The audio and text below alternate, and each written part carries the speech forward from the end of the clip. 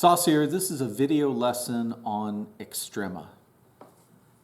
I'm going to graph a function to analyze the different kinds of extrema that a function can have and the words and vocabulary that we use to describe them, and talk a little bit about how we would justify finding them. This function is going to, it's a piecewise function. We have a corner or a cusp.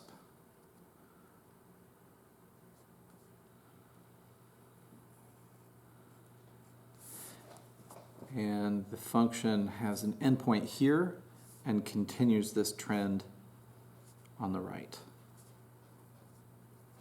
We'll locate these features at domain locations A, B, C, cusp is at D, E, and H, because we're going to call this the F function.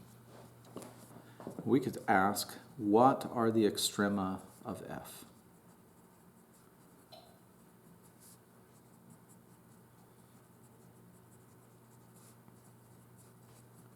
Well, we need to use our equations, if we have it, to justify formally where the function would have extrema. And if we have an endpoint, we have to include the endpoint. If we find the extrema, the maximums and minimums, possible inflection points by setting the derivative equal to 0, we will not have the point at D will not come out of that process, because we will not be able to have a derivative at D if this is indeed a cusp. So we think of the possible locations of extrema as a list of candidates, list of points that we would need to further test to justify whether they are extrema in the end after justification. And the candidates for extrema are all critical points.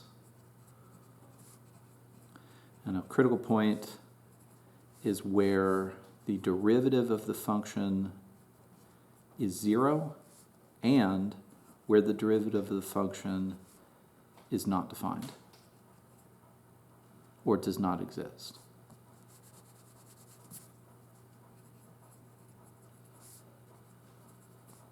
Also, if you're working on an interval that has endpoints, you have to put into the list of candidates those endpoints. And here we have a function that is not defined to the left of A. So A is an endpoint. We do not have an endpoint on the right of the function.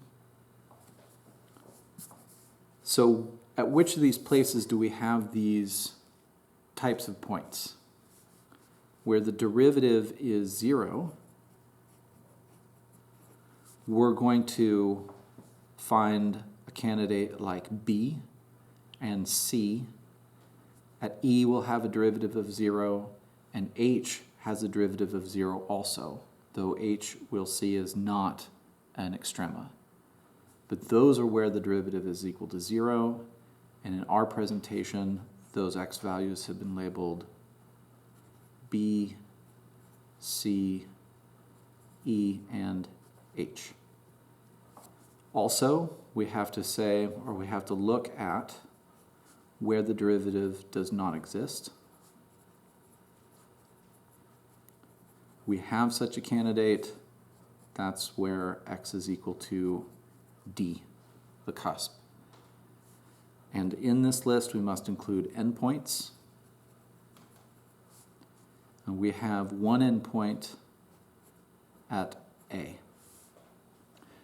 So these are the list of the candidates and what makes them a candidate for testing of extrema.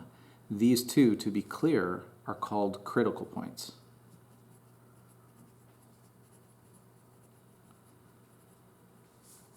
derivative is equal to 0, and derivatives does not exist. So at these locations, what kind of extrema would we find? Well, we have relative or local minimums, and we're just working with the graph, where x is equal to b. This point is the lowest point amongst the points around it to the left and right. We also have a local minimum at d. For the very same reason, it is the lowest point amongst those to the left and right. We could use the first derivative test to make a sign line and show that the derivative is decreasing and then increasing after. The relative local minimums could be justified at b and d. Relative and local mean the same thing. They're synonyms. We also have in this presentation relative max or local max. It looks like at C and E, because those points are the highest point amongst those around them to both sides. And the reason why we didn't put A into the list of relative or local maximums is because it might be the highest point to the right, but it doesn't have points around it to the left side where the function is not defined to classify it as a local maximum. Absolute or global max, again, these two words mean the same thing. An absolute maximum or a global maximum can be found, and that's at A. Because A is the highest value of the function of all of the values that the function has. Even though it's not a local maximum, it can be the global maximum, and we must remember to include our endpoints as possibilities or candidates for extrema, and typically absolute extrema, because they do not come out of a first derivative test. There is no absolute or global minimum.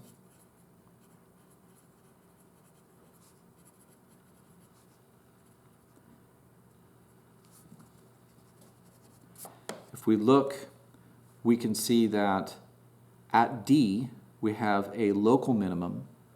The reason it's not a global minimum is even though it looks like of all the values that we can see in this presentation, we must take into account that the function is being shown to continue to go down to negative infinity. We would assume that the end behavior of this function as x goes to infinity is negative infinity. And because when you answer a question, what is the global minimum of a function, the appropriate answer to that question is a value, and we never get to a value as we continue to approach negative infinity, then there is no appropriate answer to the question, what is the minimum value?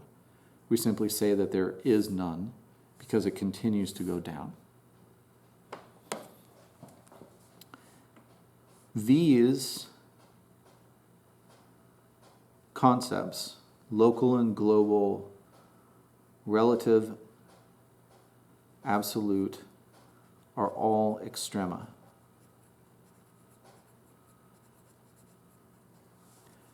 There was one critical point at H that came from a zero derivative that is not an extrema,